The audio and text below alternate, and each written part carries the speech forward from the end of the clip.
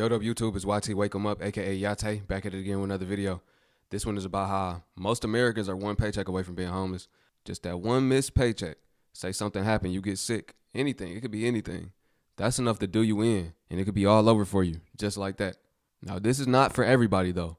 There are some people that have figured out a game plan, they figured out a way to get ahead, even in this current economy. Because we know it's bad, we already know it's bad, we ain't got to keep talking about it. But there are people that have some good ideas for y'all. If y'all watch to the end, then y'all can come up with a financial budget moving forward and get y'all some savings moving forward as well. Because like I say, it's important to save, to invest, and at the same time save your money, because one day that money might have to save you. So this is what you're going to learn. You're going to learn how to do that, hopefully from this video. We're going to let everybody share their ideologies. Thumbs up this video. Smash subscribe. Let's get into it. Did you know the average person is one paycheck away from being homeless? Only one paycheck. 59% of Americans are only one paycheck away. Yes, I did say we are one paycheck away, because let's say right now rent is around $2,000. Let's say you have 10 grand saved. How long before that 10 grand is gone with rent, lights, water, gas, cell phone, food, daycare if you have it, gas in your car, maintenance on your car, mortgage or homeowner's insurance or renter's insurance? So again, yes, I did say some of us are one paycheck away because another job is not around the corner and you know it. Ask the people that have been looking. Hey guys, I hope you had a wonderful Monday. I'm just sitting here waiting to pick up someone to drive her home from work. I work downtown in the city and I see a lot of people down on their luck. And, you know, in reality for many people, that's just one paycheck away from being in that position as well. And it's truly heartbreaking. With today's economy and how expensive rent is, and, you know, some people can't get mortgages. They can't afford the down payment to get a mortgage and buy a house. Some people can't afford, you know, the damage deposit to get a place. And, you know, I see online, I see how much people are charging for single rooms. You know, the other day there was a lady that posted $700 for an oversized bedroom. What it really was just a room in a basement, and it wasn't even finished. The windows weren't safe. There was nothing for this person. You know, a bed in a crowded room, that was it. And I'm like, $700 for that? That's sick. Did you know most Americans are 1 to 2 paychecks away from being totally homeless? 1 out of 3 in debt? And can't afford a $400 emergency. You guys, if we continue like this, we're not going to leave anything for the next generation. It's not going to be nothing. So here's the deal. It's not about the money, it's about what you do with the money and how you use it. We're about to go through one of the worst recessions in U.S. history. Here is 3 things you can do to prepare for that. Now, before I give you these 3 things, understand this recession could possibly be worse than the Great Depression. In my previous video, I showed you why and how this is going to happen. So, number 1, you want to have 3 to 6 months of money saved up for your normal monthly bills. Very important, especially with the job losses we're likely to see here pretty soon. Number 2, cut your expenses. I understand with inflation, this can sound difficult, but most of us can find areas that we can cut. Number 3, get a side gig or side hustle. Also, could just add extra hours at work. In this day and age, with the very phone you're holding, many of us can make money on top of our job with easy side gigs you can pick up right online. Do what you can to add as much funds as you possibly can. Cut your expenses as much as you can, and make sure you have 3 to 6 months of savings saved up in case job loss happens to come your way. This recession is going to be nothing to play with. It can bring opportunity for some if you are prepared for it. The year is here now. I've been telling y'all this since last year. When there's economic downturn, like a recession, like a depression, comes opportunity as well. A lot of new startups emerge through the recession. You got to be innovative, especially as somebody that's looking for opportunity, seeking opportunity, or somebody that's trying to get ahead. We don't always want to look at the negatives. We want to look at how we can benefit from these things as well. We got to have that mindset. We have to have a reaction for every action. Every action that they take on the economic level, the government, we got to know how to counteract it and be reactive, family. All right, now the moment y'all been waiting for. This right here is how you can build an emergency fund for 2025. So you can actually get ahead this year and stay ahead this year. If something come up, you don't got to be stressing, worrying about how can I pay for this. You ain't got to be texting your friends and family members, asking to borrow money, because that's embarrassing enough. Save yourself the embarrassment. Save yourself the stress and the worry. Just make these few changes. Can you talk about finances while getting laid off, emergency funds, and what to do next? I'm lost. First thing you gotta do is cry. You gotta let that shit out because getting laid off is terrible. Speaking from experience, unfortunately. Now, what you do next after a layoff is solely dependent on what you did before to prepare. If you get laid off and you live paycheck to paycheck, unfortunately, you have to go take a job, and I mean any job, as soon as possible. Now, that does not mean that we stop looking for new jobs. We don't, but bills do need to be paid. The mistake I see a lot of people do in this stage is they think that they're too good for jobs. And so they're like, no, they'd rather be in debt and live off credit card debt instead of working something temporarily, hustling, applying for jobs when they're not working that job, just to not get farther behind.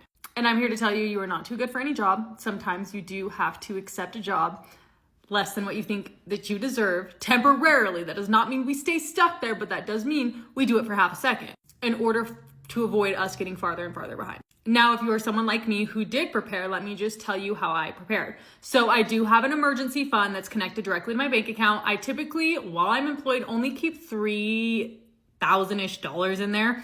And that is solely just like a quick money transfer if I need it. And I only keep that amount because it's not making money. So it's like, I don't want to keep an insane amount. And then my true emergency fund is my 3 to 6 month high yield savings account, which exists for moments like this when I get laid off. And thank God I have it. So my emergency fund connected to my bank. I currently have $5,225 in there. I think I had $3,000 and something, but the second I got laid off and I was getting severance, I knew I wanted to raise that as high as possible, as well as my 3 to 6 month emergency fund. Currently there's $13,400 in there. My goal is to get that to $15,000 before my severance ends in the end of January. So essentially by the time my severance ends, my goal is to have $20,225 to live off of, in case it takes me a minute to find a job. Now that $20,000, my minimum monthly bills, not contributing to investments, everything, obviously I'm gonna halt all that as soon as my severance ends because I can't invest in that without income coming in. But technically I could live off that $20,000 for about 10 months. My bills each month are a little less than $2,000, but I will say that number does not include groceries and expenses. So that's probably gonna be closer to like 7 or 8 months. Now there is a downfall to being prepared when you get laid off. Don't get me wrong, the pros definitely outweigh the cons. But the biggest con I am experiencing, and I just told my dad this the other day, I'm like, can I transfer all my money to you and have $0? So I have a little pep in my step and I'm forced to figure it out. And the con is people don't figure it out unless they have to. And that can be good and it can be bad. Me, for example, I've been laid off, it's been like 2.5 months. And I have no pep in my step, no urgency. I'm gonna be honest, I have hardly applied to new jobs. I got my loan origination license 2.5 months ago, and I have barely done anything for that. Except this week. This week, I kind of got to it because I was just like sick of like not doing anything because I was grieving the job loss. But having money saved up has forced me, it hasn't forced me, but like I don't have to figure it out right now because technically I have an emergency fund to live off. So I don't figure it out right now. When in reality, if I was living paycheck to paycheck and I had to have a job by the end of the month, I can tell you I would have had a job by the end of the month. Now, obviously, like I said, the pros outweigh the cons for emergency fund. I'm glad that I have one, 100% I am, but it has allowed me to be more laxed than I would want to be. A job loss is also a good time to review your budget. So start cutting out things that you don't really need anymore. For example, I'm paying for a Pilates membership and I got it right before my job loss because I was so proud of like getting this new job and this huge pay raise. And the only reason I would go and cancel this, but I literally have to pay for it for 6 months and I literally just paid. Baby step one is you need $1,000 saved. Most Americans could not cover $1,000 emergency without using some form of debt. So $1,000 puts you ahead of the majority of Americans. Baby step two, you're paying off all of your debt except the mortgage using the debt snowball method. We're listing it by balance, smallest to largest. You make minimum payments on everything and then throw all your extra money at the smallest debt. Next comes baby step three, saving up 3 to 6 months of expenses. You need this. This is your basic budget that you're saving for. Baby step 4, investing 15% of our income. Baby step 5, investing for the kids' college, whatever amount works with your budget. Baby step 6, we're moving with intentionality to pay off our home. Finally, baby step 7, you're living and giving like no one else. That's how this works. If you think $1,000 is not enough to cover your emergencies, let's clear that up. Big expenses like an electrical system can definitely add up, but the 1K emergency fund is not meant to cover everything. 1K emergency fund is supposed to just be your first line of defense while you're on your debt payoff journey so that you're not set back by smaller emergencies and getting further into debt. When you're debt free, that's when you build a full emergency fund, which is 3 to 6 months of your expenses to cover those bigger emergencies. So don't panic if 1K is not enough for bigger issues. It's just that first step on your journey to become debt free. Follow me to learn how to pay your debt off faster. If you're saving for an emergency fund, here are 3 things that you need to know. The first is that it's going to take time. You're not going to save this overnight. It took me 5 years to save up for my 6-month emergency fund. And even then, I wouldn't have been able to do that without tax refunds, starting bonuses, and making extra money outside of my 9 to 5. If you're struggling and you think it's taking you forever to build your emergency fund, that is 100% completely normal and expected. Number 2 is keep your emergency fund in a high yield savings account that's different from the bank you have your checking account with. This was a game changer for me. I was always someone that would transfer money from my savings to my checking every single time I went shopping. Having that money separated from your day-to-day spending money is so important so you aren't so tempted to transfer that over every time. Typically, it takes 1 to 2 days to transfer money from a high-yield savings account to your checking account. Number 3 is no amount of savings is too small. If you can only add $10 a month in your emergency fund, that's $10 more than nothing. It's gonna help you build the habit of saving. And over time, as your income grows, as you start tracking your spending and reducing expenses, you're gonna have a little bit more wiggle room and you're gonna be able to save more and more money. But starting the habit of saving money every single month to your emergency fund, that is a huge accomplishment in itself. If you are looking to open a high yield savings account, I recommend who I bank with personally, Charles Schwab, as well as SoFi. They have great opportunities. They both have opportunities for you to get into financial markets and start trading as well. Get into stocks, ETFs, various of opportunities. If you are interested, I have the link to SoFi in my description. They are giving a bonus as well to anybody who signs up. You can get $325 on your first direct deposit. So if you want to sign up, click the link. I'm just giving y'all suggestions. We talking about high yield savings accounts. These are 2 of the best ones. If you don't do this, you are very much going to struggle to get ahead. We're talking about emergency funds. What is that? Why do you need it? How much does it need to be, etc.? The whole purpose of an emergency fund is that you are saving for unexpected expenses or any emergencies that come up. The average American cannot even handle a $500 emergency unexpected expense. Can you? To me, emergency funds fall into 2 different categories, your safety net or your fully funded. The safety net will eventually turn into fully funded. These are just different phases of your emergency fund. You can save this smaller safety net before you go hard on your debt payoff. It's going to be a smaller amount, maybe $1,000 to $5,000, but it needs to be at least $1,000, and it's going to protect you during your debt payoff when unexpected expense happen, because they will. When you have this small safety net in place first, when these unexpected things come up, you do not have to go further into debt to keep going. You will have this small safety net that you can pull from, cover those unexpected expenses, and then keep on going. You'll keep this in a high yield savings account, and if you don't know what that is, go check out some of my other videos. I go in depth about that. Then once you are high interest debt free, or maybe you have no debt, you move on to fully funded, and this means that it's 3 to 6 months worth of your expenses or your income, whichever you're more comfortable with. So say you save up your safety net, then you pay off your high interest credit card debt. Then you can move on to fully funding your emergency fund. This means that it is 3 to 6 months worth of your expenses or your income, whichever you're more comfortable with. And this is going to cushion you during bigger unexpected expenses or maybe a job loss, etc. This is the same high yield savings account as this. Okay, you just contribute more to it and your safety net turns into fully funded. The reason I've split these up like this and not just went fully funded and then debt payoff is because this could take you a while to save. That's 3 to 6 months worth of your expenses or possibly your income. You want to start working on that high interest debt ASAP because it is costing you a lot of money. That's why we just save your safety net first, go into your high interest debt payoff, and then go back and fully fund your emergency fund. Can you fully fund your emergency fund while paying off debt? Technically, yes, and it's your life, your money. You can do what you want. It's just going to take you longer to do both. So if you focus on one, you can knock it out faster and move on to the next one. One thing to be aware of is that when you save this safety net and you go and start paying off your debt, a lot of times an unexpected expense is going to happen and you are going to have to use it. Do not get discouraged because this is why this is there, and you need to recognize that, wow, I didn't have to go further into debt this time. I had the money sitting to the side. You don't have to scramble. You don't have to stress. You just pay the thing and then you rebuild your safety net. And the safety net is a smaller amount, so it is not going to take months on end to build this back up. You might even get hit with several unexpected expenses in a row right after rebuilding, and that feels frustrating, but I promise you, just keep trusting the process, keep saving, keep going, and that's gonna stop happening.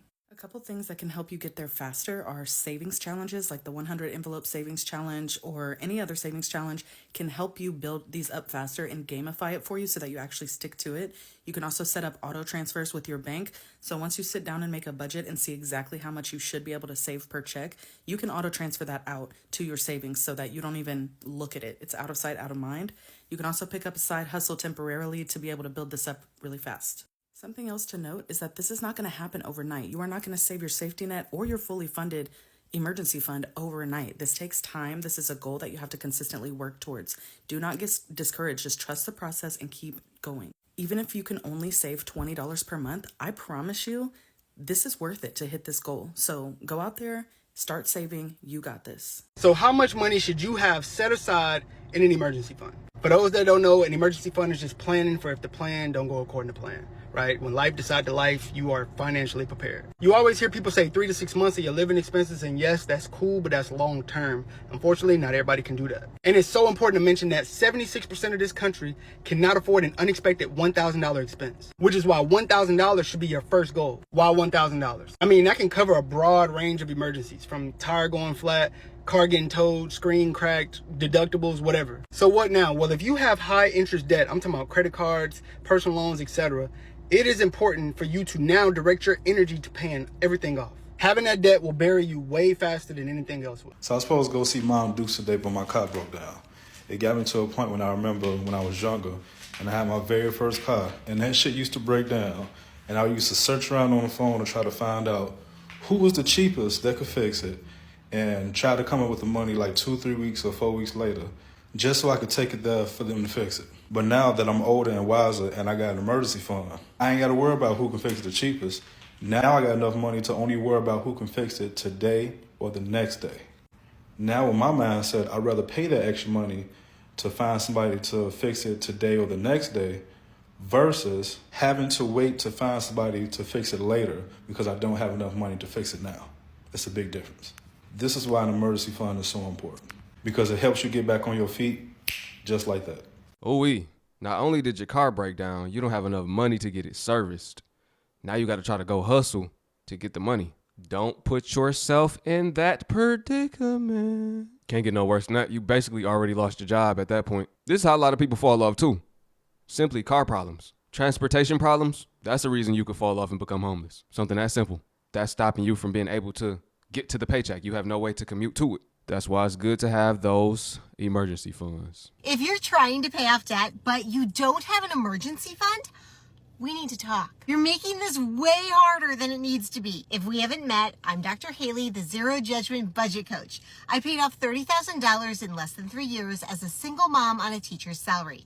And I can tell you that building even like the smallest emergency fund needs to be your top priority. Here's what's going to happen. You're working hard to pay off debt and funneling all of your extra cash to pay down your credit cards. Something's going to go wrong at some point because life. The fridge is going to break, your kid's arm is going to break, the dog is going to break, and these things cost money. If you don't have any kind of savings or emergency fund from which you can pull cash, you're going to have to charge that to your credit card. You know, the one you were working so hard to pay off. And you know what that feels like? It feels like failure. Like you can't win, you're never going to get out of debt. And it makes you feel like you had been making all this slow and steady progress, and then suddenly you had to go back to the beginning and start again. And it makes a lot of people quit. This is why an emergency fund is non-negotiable. Your emergency fund is also known as your future debt prevention fund. So if you don't have one, you need to spend a couple months only sending the minimums to your debt and work on building up your emergency fund. Aim for $500 to start and add to it until you hit at least $2,000. If you need help with budgeting and paying off debt. This is like a great question. What do you do after your emergency fund is saved up? I'm sure you've heard by now that everyone is saying that you need an emergency fund and it needs to cover 6 months of your paycheck so that you can survive for 6 months. You've saved it up. Now what? I'm not a financial advisor, so please leave me alone, okay? This is just what I do. I believe that you should have an emergency investment fund. This is going to be completely different to your emergency fund. Now, your emergency fund is basically the fund you use if you lose your job. So your emergency investment fund is your emergency fund that you use if you find an investment opportunity. Let me break down why you need this. I'm an entrepreneur and I have a lot of opportunities in my life that pop up here and there and everywhere. And this can be anything from a new business opportunity, or someone comes up to me and they say, hey, we're looking for investors, and they pitch it to me and this sounds amazing and I want to invest. Say I need 10,000 pounds. I'm not going to take that from my emergency fund because that is my survival fund. If something goes wrong, that's the money I need to survive. So I need an emergency investment fund. Opportunities come up a lot, and I don't know if people don't notice this or they just don't have enough money for it. I think it's the latter, because people know about opportunities. We just can't go for it when we don't have the resources and tools. So prep yourself with the resources and tools. Have your emergency investment fund, because this is the fund you'll touch if an opportunity arises and you need to go for it as soon as possible. What you'll notice is that you've come up with a lot of business ideas, but you weren't able to start it because you don't have enough money. Then you'll hear about someone else who started the same thing as you. The only reason they were able to do it faster than you is because they had money. So that's what you should be saving for next. Please keep in mind that you should still be investing and doing all those passive income sort of deals if you're trying to get dividend stocks, blah, blah, blah. It's up to you if you want to have 2 savings accounts for your emergency fund and your emergency investment fund. If you're unable to get 2 good interest paying accounts, just dump them all into one, but make a mental note of how much is for what. An investment emergency fund. I like that. I kind of always had one of those myself personally. I just always invested pretty much everything. I'm risky though. When I get paid, I bust my checks down like this, right? Expenses. We already got our expenses put up. Boom. Next, we got taxes, right? We got money going into our tax account. Everything else, we splitting 50-50. Investments and savings. That way, more than likely, if this investment does go up, now I'm good. I'm in profit. But if I fail and it's not a successful investment, I still have another 50% of that in savings. I don't save to live. I save to invest. That way my dollar is continuously growing instead of losing itself, instead of losing its value. But that's just my strategy. Like I said, I'm risky with it. But I also at the same time believe in having multiple streams of income. So I'm taking my one stream of income essentially to create another stream of income. But yeah, let me know what y'all think about this video. Drop a comment below. If you made it to the end and didn't smash subscribe yet, go ahead and press that button, family. You know you want to join. I appreciate y'all watching. Shalom.